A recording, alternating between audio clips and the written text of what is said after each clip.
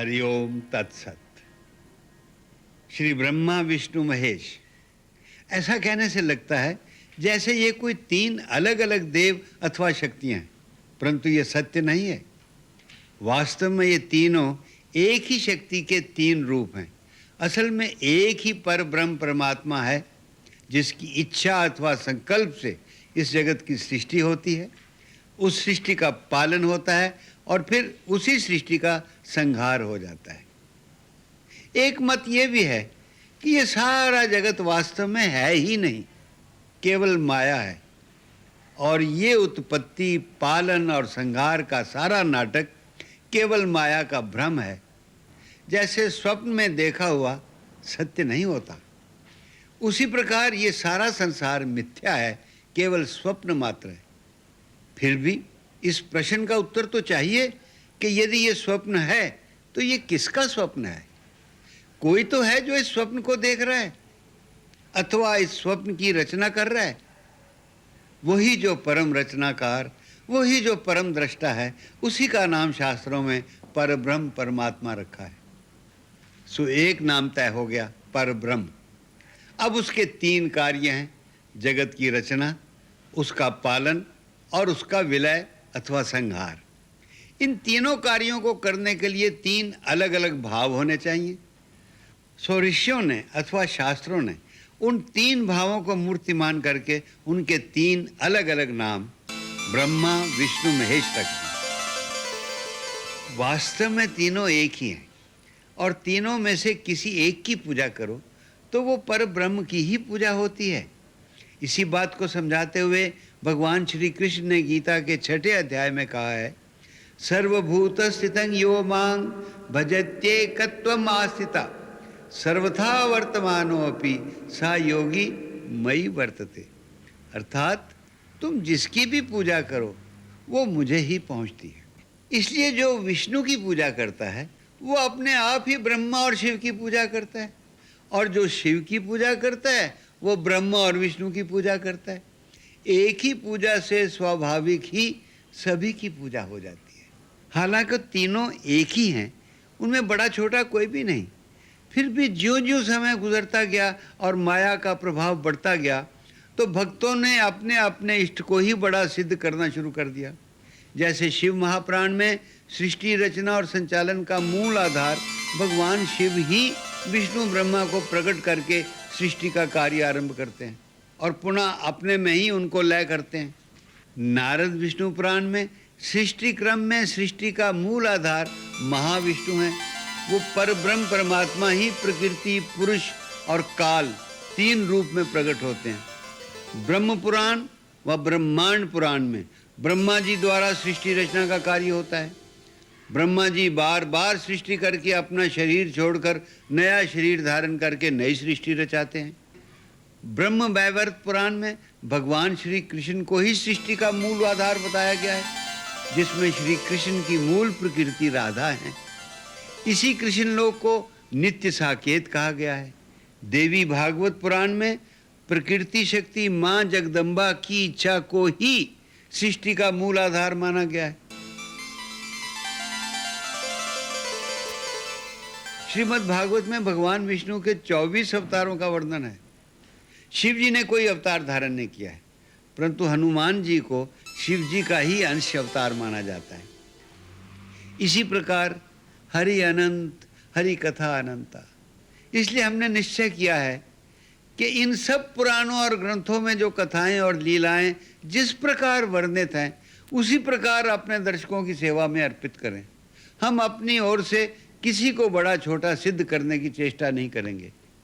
भिन्न भिन्न पुराणों में इन तीनों की जैसी जैसी लीलाएं और कथाएं वर्णित हैं, हम उनको उसी प्रकार आपकी भेंट कर देंगे, परंतु इस आग्रह के साथ, इस विनय के साथ कि इन तीनों में कोई भेदभाव न करके उनकी पृथक पृथक लीलाओं का आनंद लीजिए और उन तीनों में एक ही पर ब्रह्म का तेज देखते हुए मन में उसी पर ब्रह्म को नमस्कार करते रहिए। इसीलिए हमने इस धारावाहिक का एक ही सम्मिलित नाम रखा है, श्री ब्रह्मा विष्णु महेश।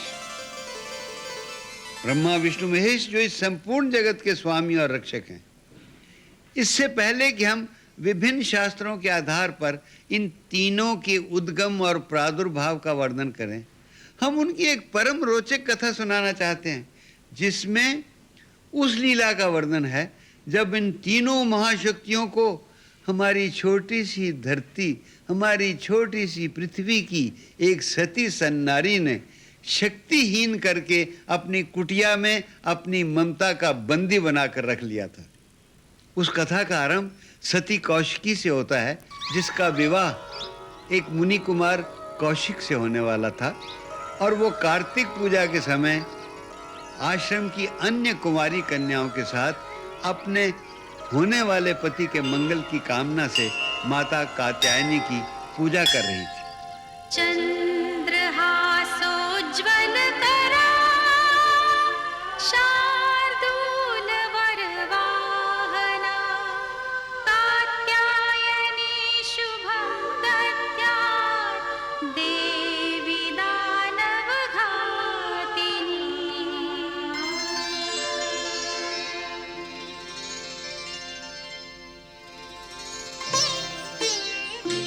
कात्यायनी सौख्यप्रदा सुखदायिनी भयहारा व्रत कर दो सफल हमारा।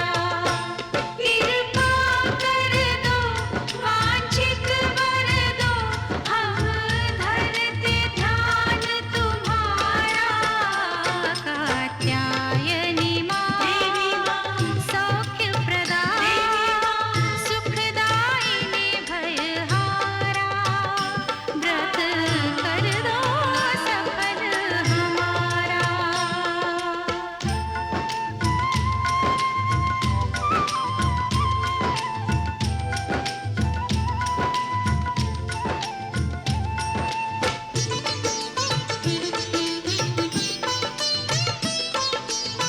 नव दुर्गा में किया तुमने षष्ठम स्थान सुशोभित।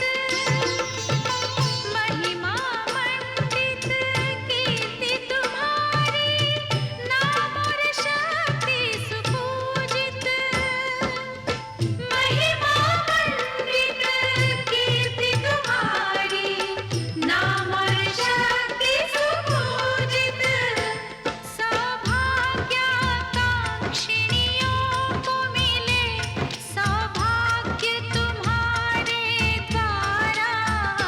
कात्यायनी सौख्यप्रदा सुखदायिनी भयहारा व्रत कर दो सफल हमारा।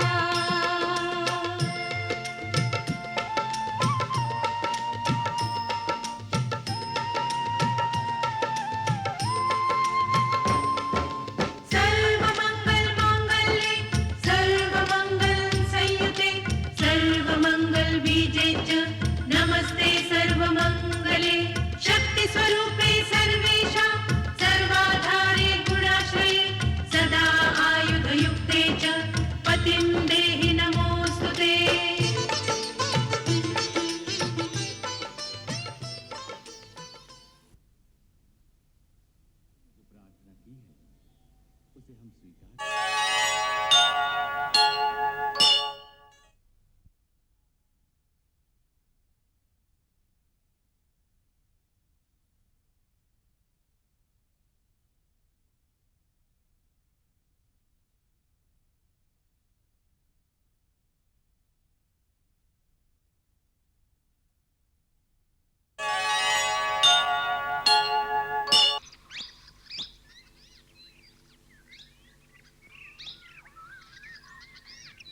हे गौरी माँ, मुझे आशीर्वाद दो कि जिनसे मेरे पिताजी ने मेरा संबंध निश्चित किया है, मैं सदा उनकी सेवा करूं। वो सदा सुखी रहें, स्वस्थ रहें। स्वप्न में भी मेरे मन में किसी अन्य का ध्यान ना आए।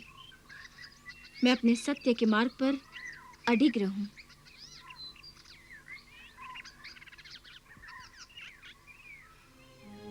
अपनी बेटी को गौरी माँ से अपने पति के सुख और स्वास्थ्य का आशीर्वाद मांगते देखकर मेरा तन बदन सिहर उठा। क्यों? मैं वहां उसका विवाह नहीं कर सकता जहां वो सोच रही है। लेकिन क्यों भला? मैंने तुम्हें भी अभी तक नहीं बताया। जब से हमें कौशिक जी का संदेश प्राप्त हुआ है, मैं भारी दुविधा में पड़ गया हूं। क्या संदेश आया है? बताइए ना। वो सुकन्या से विवाह करना नहीं चाहते। लेकिन क्यों? क्या कमी है हमारी बेटी में? क्या दोष है सुकन्या में? दोष तो उनके शरीर में उत्पन्न हो गया है। स्पष्ट बताओ, क्या बात है? बात क्या है? उन्हें कुष्ठ रोग की बीमारी हो गई है। उन्हें कोढ़ हो गया है, कोढ़। नहीं, ये क्या हो रहा है देवी माँ? हमारी बच्ची के साथ ये क्या हो रहा है? उन्होंने लिखा है कि मैं सुकन्या से विवाह करके सुकन्या का जीवन नष्ट करना नहीं चाहता।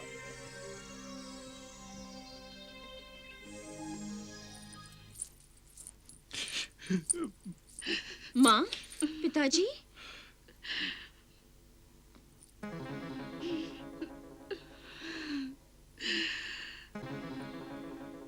पिताजी,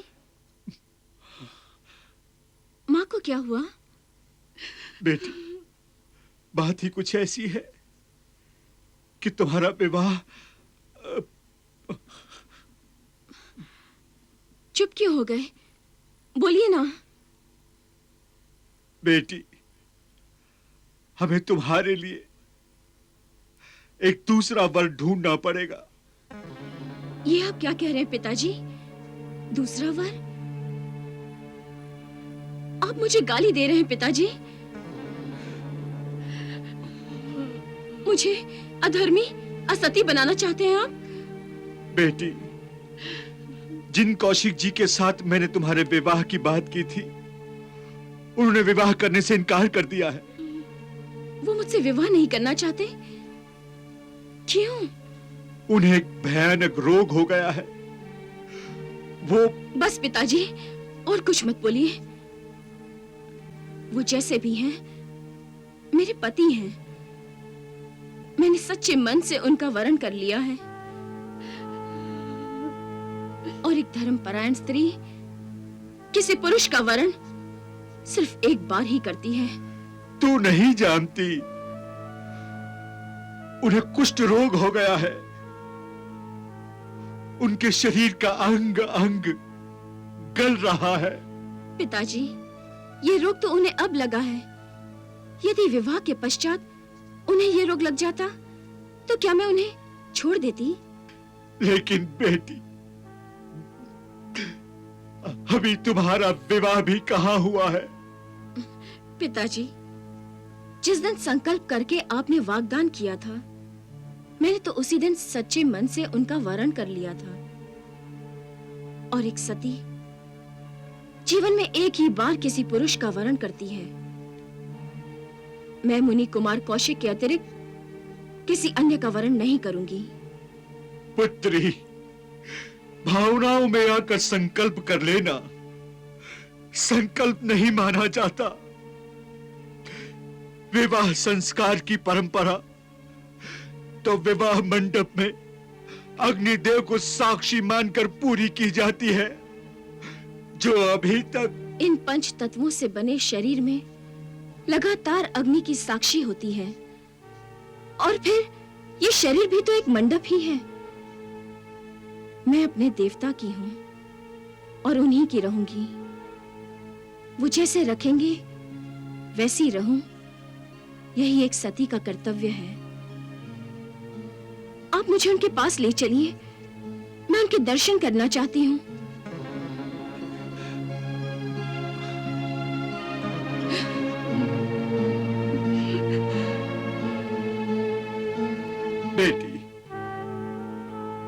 तुम्हारा तर्क भी अपनी जगह पर बराबर है और कौशिक जी का सोचना भी अपनी जगह पर सही है। मैं जाकर उनसे बात करता हूं और वहां धर्माचार्यों से निवेदन भी करूंगा। आप सभी जीवन के गूढ़ तत्वों को जानने वाले हैं। मेरी पुत्री के तर्क का उत्तर मेरे पास नहीं है, इसीलिए मैं आप सभी धर्माचार्यों के पास अपनी समस्या के समाधान की आशा लेकर आया हूं।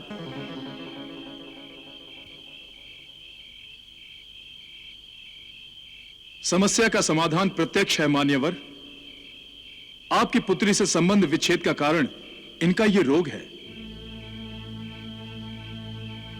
और इनका घृणित रोग किसी और को न लग जाए, इनके कारण किसी दूसरे को कष्ट हो, ये मुनि कुमार कौशिक नहीं चाहते। भाग्यम फलति सर्वत्र, इसे प्रारब्ध की विडंबना मानकर आप अपनी पुत्री का विवाह कहीं और कर दीजिए। मेरी पुत्री का कहना है कि जिस दिन से मैंने ब्राह्मण कुमार कौशिक जी का अपनी पुत्री के वरण के लिए संकल्प लिया था, उसी दिन से वो मन और बुद्धि से आपको समर्पित हो गई है और आजीवन आपकी सेवा करने का व्रत धारण कर रखा है। अब आप ही एक पिता की लाज रख सकते हैं। ये क्या नृत्य कर रहे हैं आप? आप मेरे पिता समान हैं। मेरी दशा देखिए और स्वयं सोचिए। मुझे अपने पूर्व कर्मों का दंड तो भोगना ही है ना। आपकी निर्दोष कन्या को सहभागी बनाना क्या मेरा सत्कर्म होगा? इसीलिए मैंने संदेश भेजा था। मुझे ज्ञात था कि धर्माचार्यों का निर्णय भी यही होगा। परंतु ये निर्णय तो एक पक्षीय है। आप सब श्रेष्ठ विद्वजन हैं, धर्म विशारद हैं, परंतु एक पक्षीय निर्णय तो पूर्ण निर्णय हो ही नहीं सकता। मैं अपने पिताजी के संकल्प का पालन करते हुए मन और वचन से इनका वरण कर चुकी हूं, तो क्या एक चरित्रवान कन्या को किसी पर पुरुष का चिंतन करने का अधिकार आपके शास्त्र देते हैं? बोलिए, बोलिए।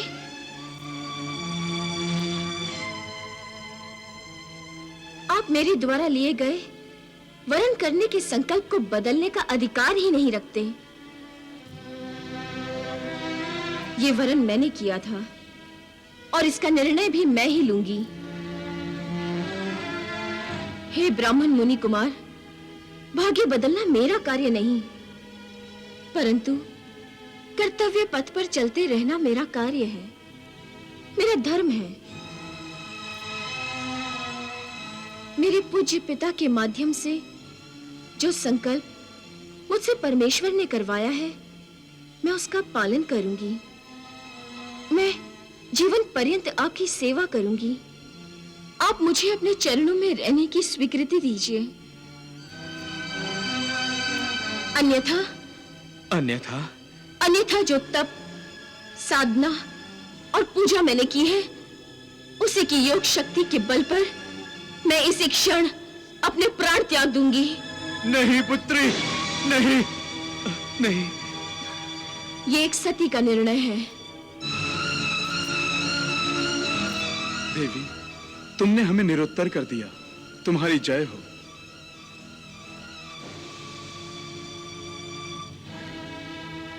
मुझे प्रारब्ध स्वीकार है देवी।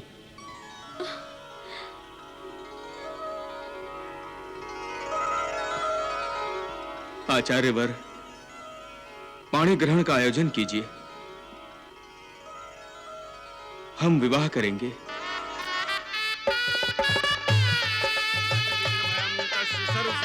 गतं प्रभु विद्यार्थी लभते विद्यां धनार्थी लभते धनम पुत्रार्थी लभते पुत्रान् मोक्षार्थी लभते गतं जपेद गणपति स्तोत्र शंकर विमाय समूलंबे संवत्सरेण सिद्धिं च लभते नाथ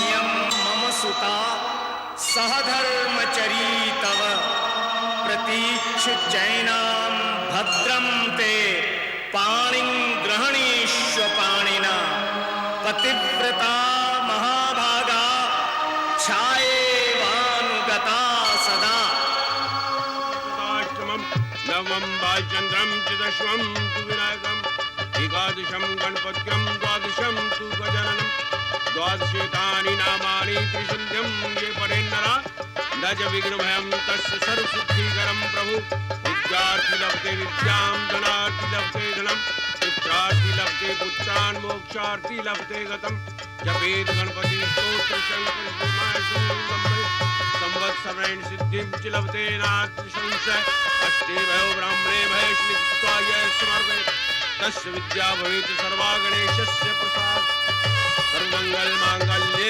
शिवे सर्वार्थ साधिके शरण्ये त्र्यंबके गौरी नारायणी नमोस्तुते शरणागत दीनार्थ परित्राण परायणे सर्वस्यार्थी हरे देवी नारायणी नमोस्तुते मांगल्ये शिवे सर्वार्थ साधिके